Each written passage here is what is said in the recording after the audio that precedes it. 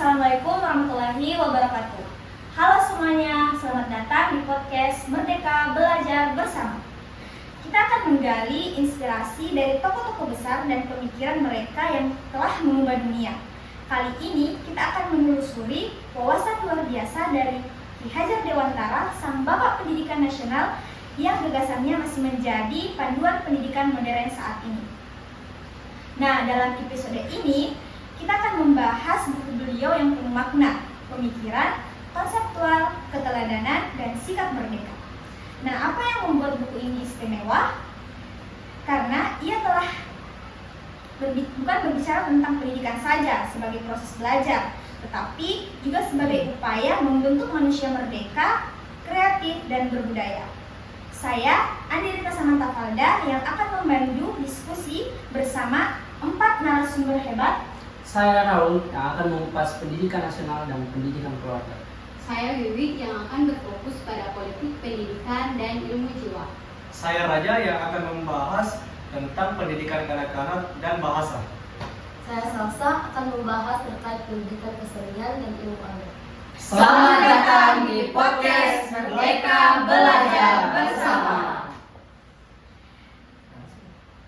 Nah, narasumber ini yang akan membantu kita menjawab pertanyaan besar, bagaimana konsep pendidikan yang diwariskan Ki Hajar Dewantara bisa menjawab tantangan pendidikan masa kini.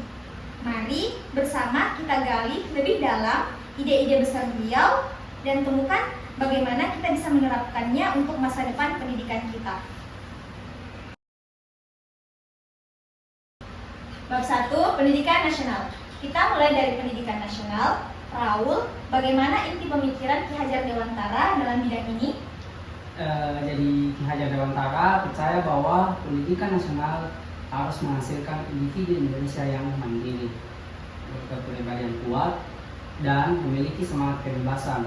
Nah, hal ini berarti pendidikan tidak hanya berorientasi pada aspek intelektual, tetapi juga pembentukan karakter dan rasa cinta tanah air.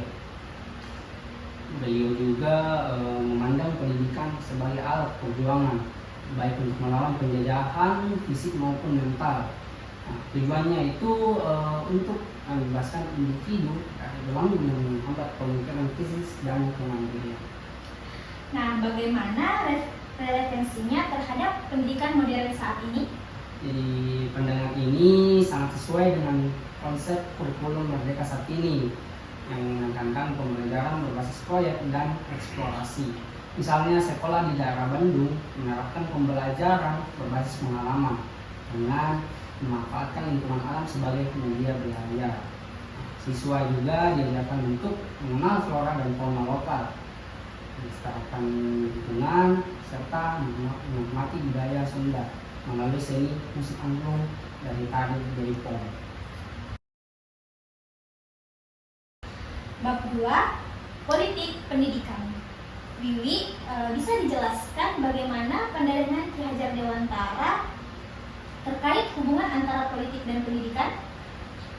Jadi menurut Ki Hajar Dewantara itu, pendidikan dan politik saling berkaitan erat. Namun, politik dalam pendidikan harus dimanfaatkan untuk membangun kesadaran kolektif masyarakat, bukan untuk kepentingan pribadi maupun kelompok tertentu. Pendidikan yang berkualitas membantu masyarakat memahami hak dan kewajiban sebagai warga negara. Ini adalah langkah menuju kemerdekaan sejati, baik secara fisik maupun mental. Nah, apa saja tantangannya di era modern saat ini? Jadi salah satu tantangannya yaitu politisasi dalam dunia pendidikan, seperti beasiswa yang terkadang dimanfaatkan untuk tujuan politik. Solusi yang diterapkan yaitu memperkuat kebijakan pendidikan berbasis kebutuhan masyarakat, misalnya dengan memberikan otonomi lebih kepada daerah untuk menentukan kebijakan lokal. Bab 3, Pendidikan Kanak-kanak. Raja, apa fokus utama Ki Hajar Dewantara terkait pendidikan kanak-kanak usia dini? Beliau berpendapat bahwa masa anak-anak merupakan periode emas yang membentuk masa depan seseorang. Pendidikan harus mendorong anak-anak untuk bereksplorasi, berekspresi, dan menemukan jati diri mereka dengan cara yang alami. Nah, bisa diberikan contoh implementasinya? Baik, contohnya itu saya berikan konsep sekolah alam adalah salah satu implementasi yang nyata. Anak-anak belajar melalui pengalaman langsung seperti berkebun dan mengamati. Hal ini sesuai dengan pandangan Ki Hajar Dewantara bahwa bermain adalah bagian penting dari proses pembelajaran anak-anak. Selanjutnya, bab 4, pendidikan kesenian. Nah, bagaimana seni menurut Ki Hajar Dewantara menjadi elemen penting dalam pendidikan? Baik, jadi beliau melihat seni sebagai cara untuk memperluas budi pekerti dan mengasah kepekaan estetika. Jadi seni di sini bukan sekedar hiburan, tetapi media yang efektif untuk pembelajaran modern. Nah, bisa diberikan contoh penerapannya? Nah, jadi contoh penerapannya seperti seni tradisional, yaitu wayang dan tari yang sering digunakan di sekolah seni. Selain mengasah keterampilan, seni juga mengajarkan nilai-nilai budaya yang luhur. Bab 5, pendidikan keluarga. Raul, bagaimana pandangan Ki Hajar Dewantara mengenai kontribusi keluarga dalam pendidikan? Menurut Ki Hajar Dewantara itu, keluarga adalah tempat pertama di mana anak-anak belajar tentang nilai-nilai kehidupan. Orang tua memiliki peran sebagai panutan utama dalam membentuk karakter anak. Pendidikan juga yang diberikan dengan cinta dan keteladanan akan menghasilkan individu yang bermoral tinggi.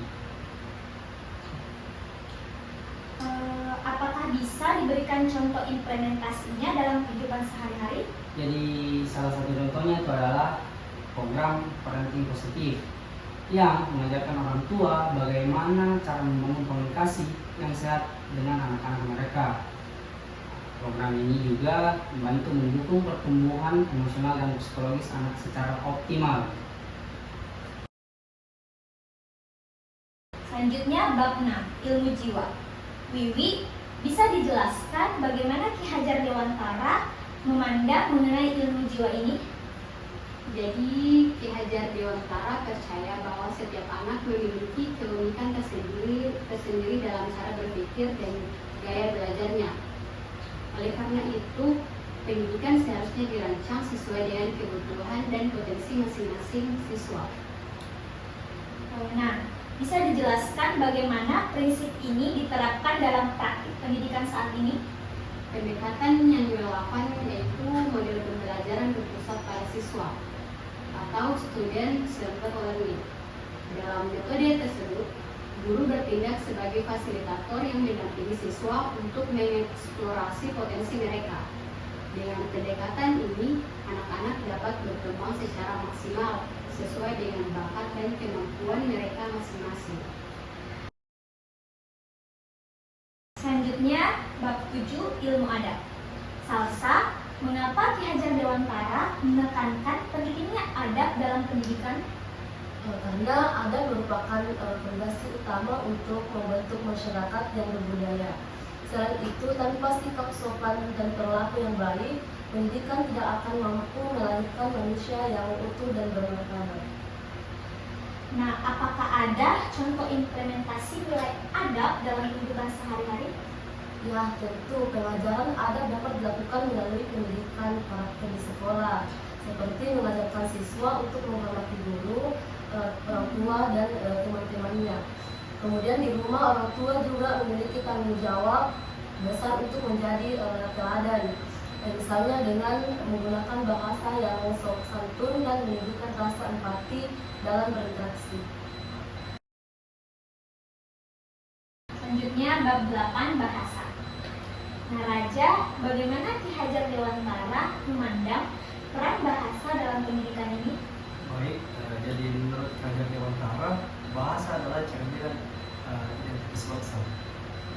Beliau menegaskan pentingnya bahasa Indonesia sebagai bahasa utama dalam proses belajar mengajar.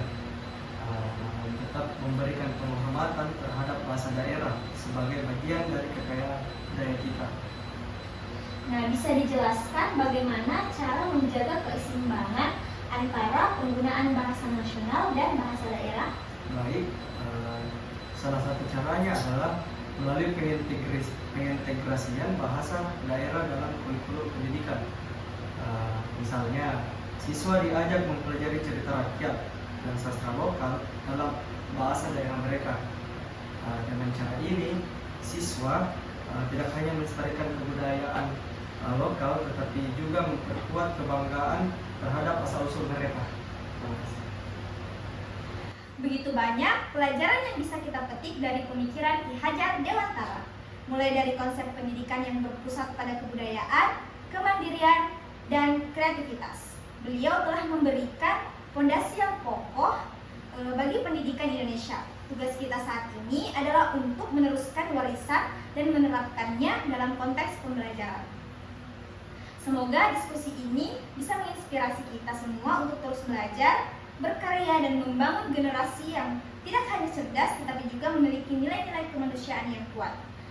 Terima kasih telah bergabung di podcast Merdeka Belajar Bersama. Saya Andi Rita Samantha Falda. Saya Alif Alfi Takdir. Saya Salsabila S. Saya Nurda Pratiwi. Saya Muhammad Rafael Ganeros. Pamit undur diri. Wassalamualaikum warahmatullahi wabarakatuh.